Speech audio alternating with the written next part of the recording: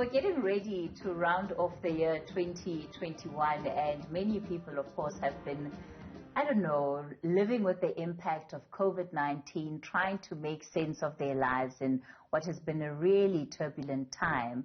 Somebody who has been making the most of her time in the last 2 years is Barabara Masekela, and she's going to be our guest for us. She's invited us so graciously into her lovely home. Thank you so much for letting us come and invade your living room. And it's never easy to let people into your space. It's a pleasure to have you here, but you must thank Poli Poli for that.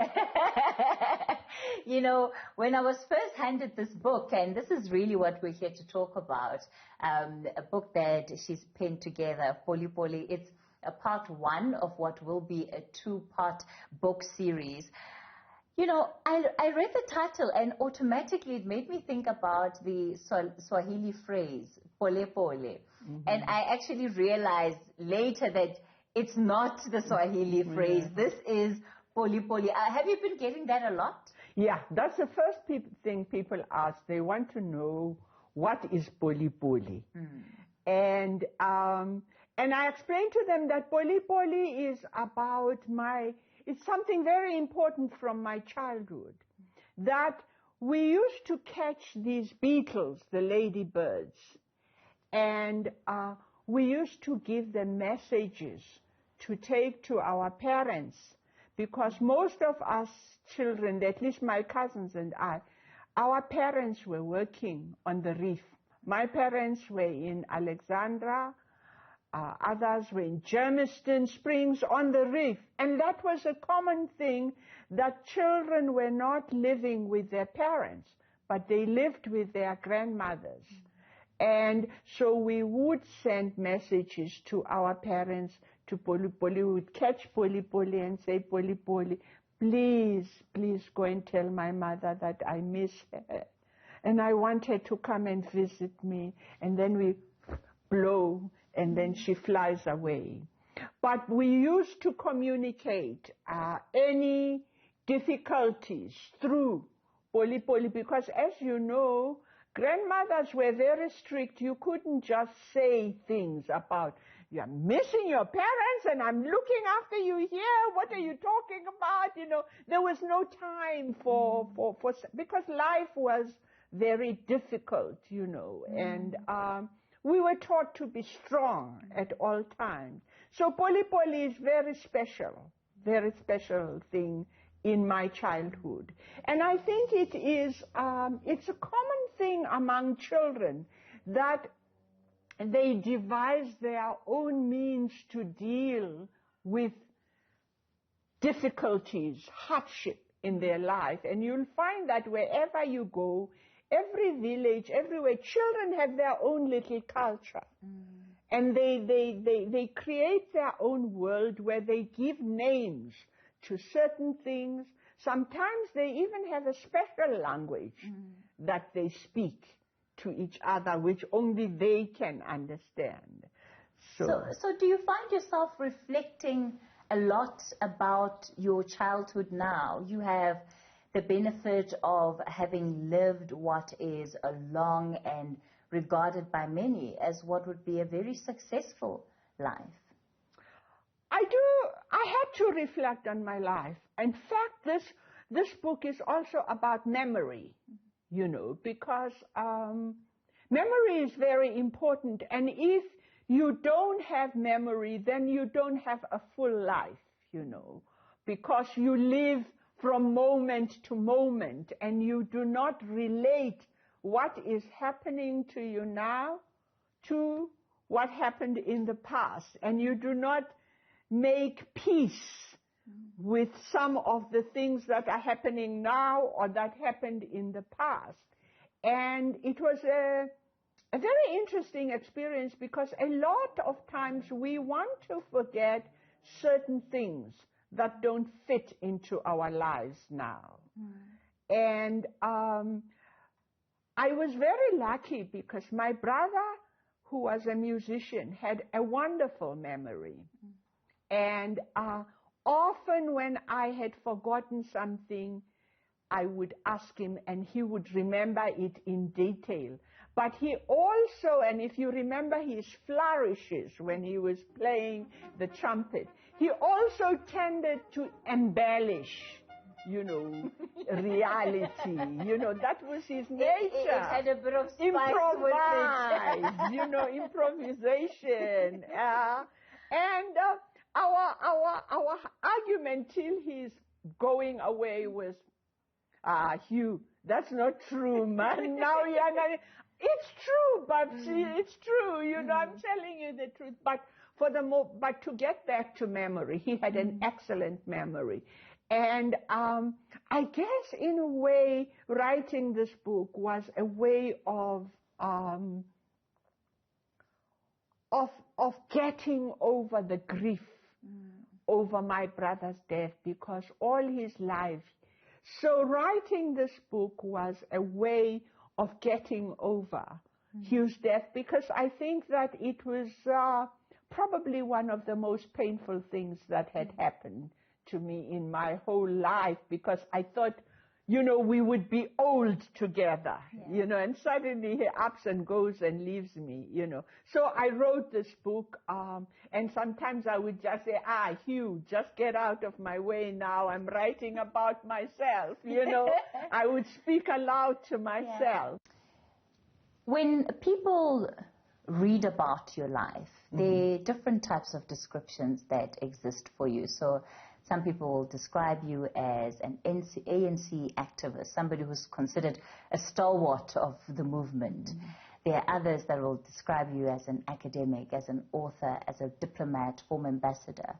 How do you see and describe yourself? Who's Barabara Masekela in your eyes? First and foremost, I think that I'm a South African, you know, and that becomes even more important when you consider the years that I spent away from South Africa in exile because of apartheid, etc.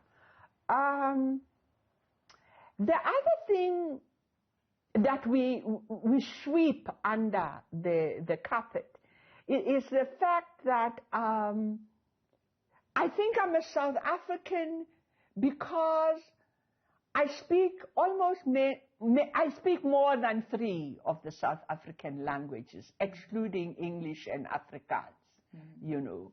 And the other one is because my mother was what you would call a person of mixed race. Her father was white, her mother was a Ndebele woman. So we grew up in a home where we had a colored mother, but my mother spoke Ndebele, she spoke Zulu, she spoke Sepedi, she spoke all these languages. And if you recall, before apartheid, there was nothing like that. I mean, there were people of mixed blood, but they did not enjoy any particular advantages. They went to African schools, they lived in African townships, and to all intents and purposes, they were Africans. How did you find that identity, if I can even describe it as the identity politics that formed part of your life, coming from a family that was mixed race and having to contend with these different languages, how you describe yourself versus how others see you and describe you? I think that what I remember most and why I wrote the book is one of the reasons I wrote the book is I remember people casting aspersions on my mother because of the way she looked. I remembered even me, although I am an African and I speak African language, but I remember children pulling my ribbons at school, pulling my long plaits, and I remember the terrible words people used to use, you know, to describe me, to say, ma Bushman laba, ke ma Bushman. Or talking, people would refer to my mother and say, you know. And I know that I remember that as a part, something that hurt me, you know, from childhood. And I think you referred to my identity as an ANC. Yes, I am an ANC activist. I was in my youth. We are feeling a little sad because for about a week, all the delegates who came here on behalf of the ANC and of MEDU are people who are flung all over the world. And I remain loyal to the ANC because I think that if you belong to an organization and if you have worked such as I have with the top leadership of that organization, if you know the secrets of that organization, you can't divorce yourself entirely from it. So my identity is ANC, but of course that identity of being ANC has changed with the years as the ideals, as I have seen what I knew. I was taught the ideals of the ANC. I was raised with the ideals of the ANC. And then in my old age, suddenly it looks like those ideals have changed. And of course the world changes. And I haven't quite come to accept that perhaps, there might be something other than the ANC. I'm yet to be convinced about that. Yeah. Does it become a process that you look at as an evolution of just, and I don't want to drag too far down the line where the party is concerned, but does it become a process of the evolution of the party, the evolution of society, or just that the way in which somebody like you recruited to the ANC at 16, the ideals that you then were taught then, you think maybe are not being upheld right now?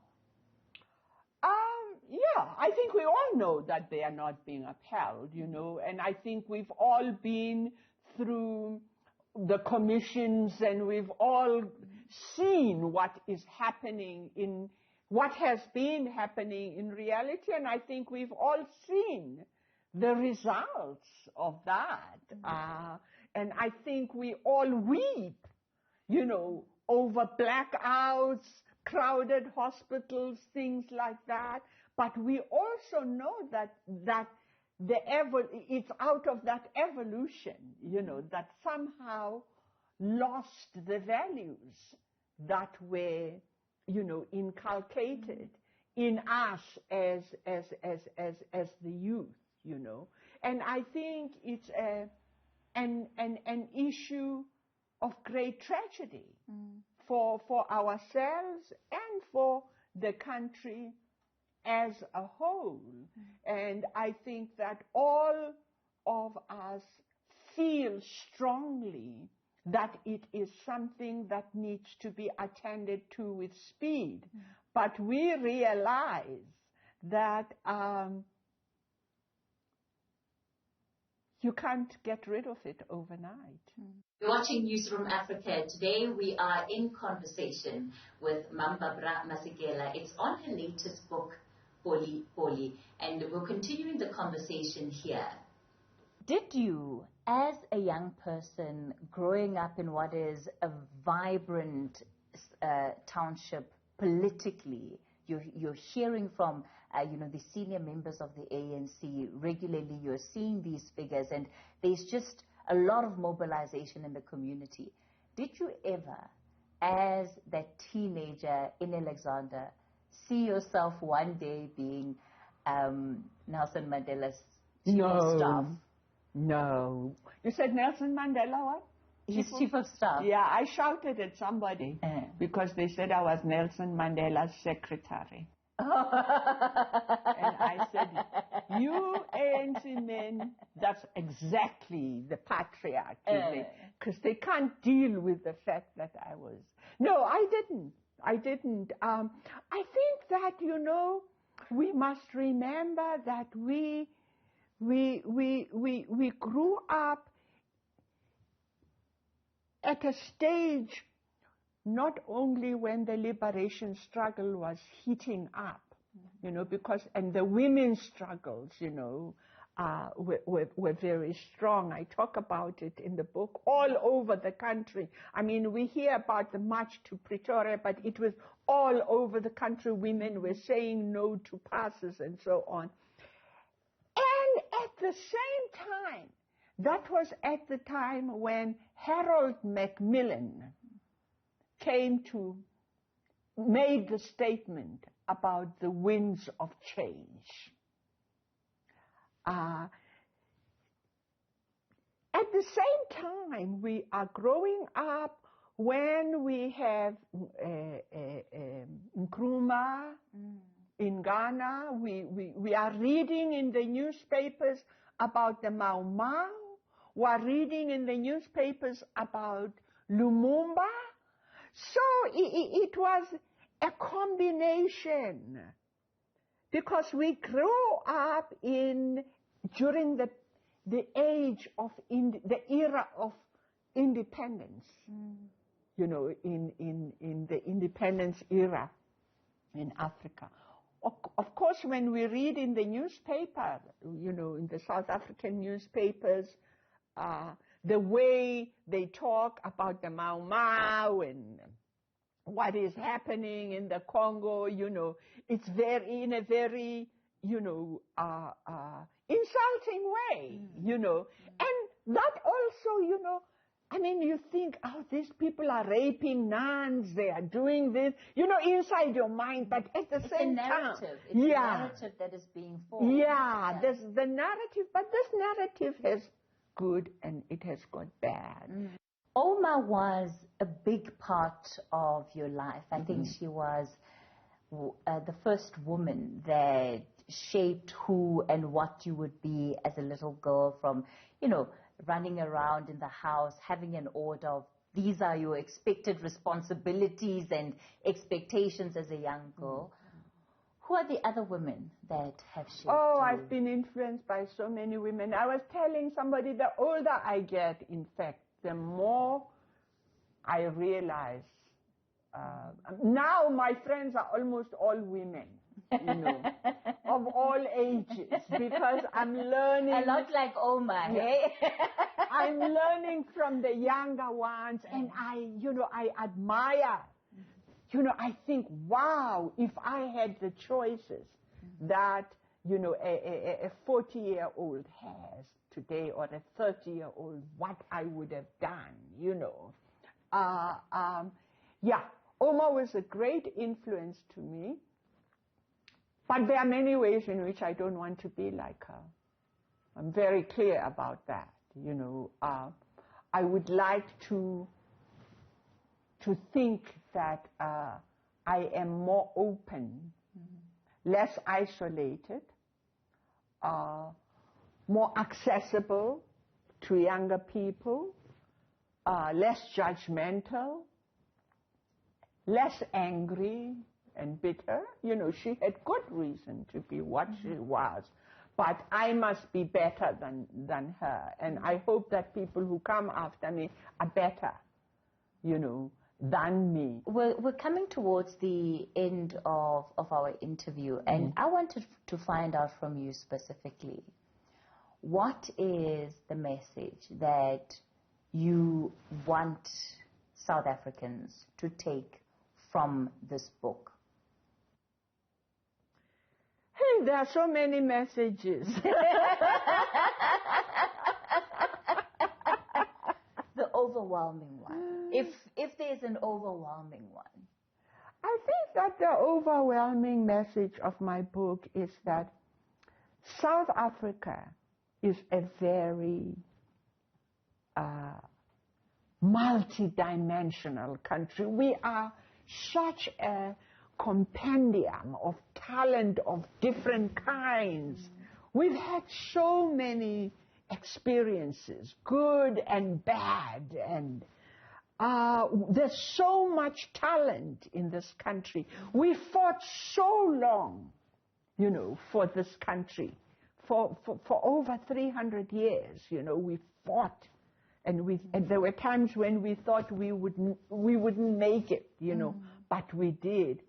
And I think that, I won't say, I don't think that we should, I think, when I think about South Africa more and more, I think the greatest harm that we suffered was that we were insulated from the rest of the world. And I think that insulation really did us a great deal of harm. But unfortunately, I think we continue to insulate ourselves from the world. And I think we need to think of ourselves as part of the greater world, because we have made a contribution to the greater world. And I hope my book does that. I think at my age, I worry a lot about the youth. And I think that, we had that little window opening. And it looked like, wow, we're going to be, achieve all the things we have been fighting for.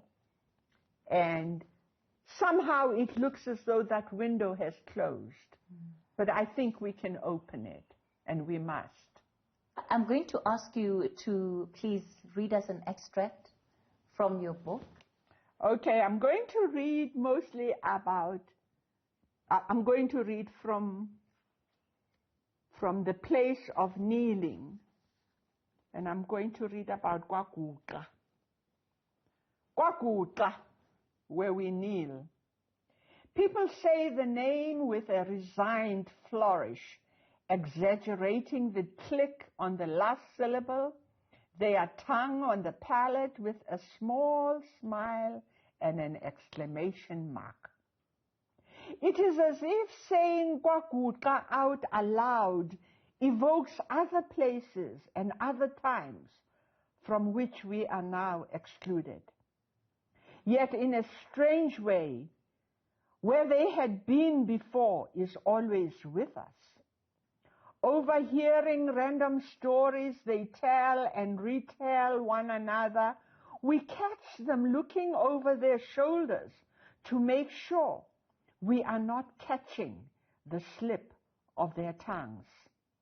They clear their throats and pitch their voices, recalling happy times, singing ditties of wit gepoeier maar nie hare nie, powdered all white but no hair to show, or imitating festive Dutch people dancing to Jampirewit or Bokkie, ons gaan nie huis toe nie. We sense that in these moments they are in a faraway place that we will never know, very near to where they came from. We don't feature in this picture unless they ask us to bring the Lutheran Sepedi hymn book and we sing lustily with them, Ongishe Jesu Christo mo yang teng. We are like passengers in a vehicle with an unknown destination we have not chosen. Soon, the setting sun remarks on their stolen leisure, reminding them to shut out orders for the coal bin to be filled or the water to be heated for the evening ablutions. We can tell that before KwaGuqa, there had been other places they had had to leave unexpectedly, and they had carried pots and pans and dishes and blankets and brooms and chairs from place to place in the dark, and sometimes with the rain mixing with their tears. Talking about my grandmother.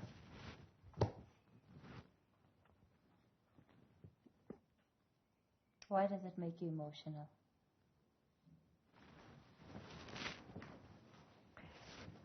It makes me emotional because it's a long time ago. It's a long time ago. It makes me emotional because I think that we owe it to those people to make this a better place. We owe it to them. And it's not only my grandmothers, but all the grandmothers, you know, of that generation. We owe it to them to make this a better place for future generations. It's been an absolute pleasure coming into your home, having this conversation with you. You've certainly regaled us all with the many stories that we have shared. Mm-hmm. The book is Poli Poli, it's in Ndebele, and it's written, as you can see there, by Barabara Masekela. It's out at, they usually say, all reputable bookstores. Mama, thank you so much. You're welcome, you're welcome. Thank you for your patience. Thank you so much for having been part of the conversation today with Barabara Masekela. I certainly trust that you are enriched and have enjoyed it really as much as I have. That's where we'll leave it for now.